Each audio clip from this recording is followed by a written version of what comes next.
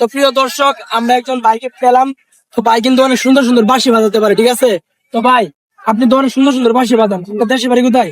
দেশের বাড়ি নেত্রকোনা মদন তারা। নেত্রকোনা মদন থানা, ঠিক আছে, মদন থানার রত্ন। তো আজকে শোনেন আপনারা রিয়েল বাঁশির সুর। হ্যাঁ, এটা বাজান। মনের ময়ূরী আইরে এই গানটা ভাই বাজাবেন, ঠিক আছে? তো আপনার সাথে থাকুন।